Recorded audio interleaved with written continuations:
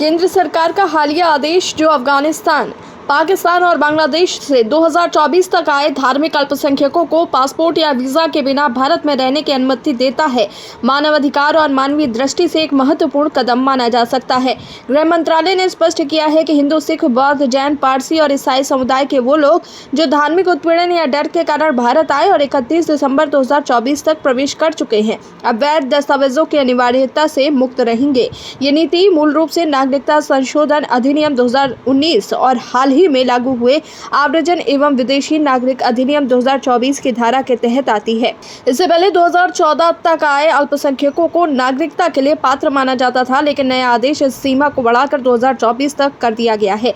इस कदम से विशेष रूप से पाकिस्तान से आए हिंदू समुदाय को राहत मिलेगी, जो 2014 के बाद भारत आए और अपने भविष्य को लेकर असुरक्षित महसूस कर रहे थे। समीक्षात्मक दृष्टि से देखा जाए तो इस आदेश में मानवीय आधार की स्पष्ट झलक है, लेकिन ये कुछ सवाल भी खड़े कर रहा है। सबसे पहला सवाल ये कि क्या ये छूट देश में अप्रवासी प्रवास को बढ़ावा दे सकती है और इसका स्थानीय रोजगार, आवास और संसाधनों पर क्या असर होगा। दूसरा, धार्मिक उत्पीड़न के दावे की पुष्टि की प्रक्रिया कितनी पारदर्शी होगी और दुरुपयोग के अवसर कितने हैं। तीसरा, क्यों केवल ये 3 देशों पाकिस्तान, बांग्लादेश और अफगानिस्तान इस प्रावधान में शामिल हैं। क्या अन्य देशों से आए अल्पसंख्यकों के लिए समान व्यवस्था की कोई संभावना नहीं है।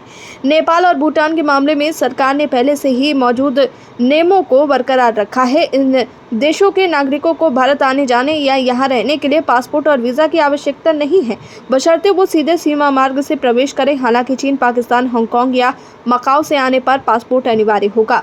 इसी तरह भारतीय नागरिकों को भी नेपाल या भूटान के अलावा अन्य देशों से भारत लौटने पर पासपोर्ट दिखाना होगा। इस आदेश के सकारात्मक पक्ष ये है कि ये उत्पीड़ित अल्पसंख्यकों को कानूनी सुरक्षा और स्थायित्व प्रदान करता है, उनके डर और असुरक्षा को कम करता है और मानवाधिकारों के प्रति सरकार की संवेदनशीलता दिखाता है। इसके बावजूद नीति के दुरुपयोग और सामाजिक सांस्कृतिक तनाव के जोखिम को नजरअंदाज नहीं किया जा सकता।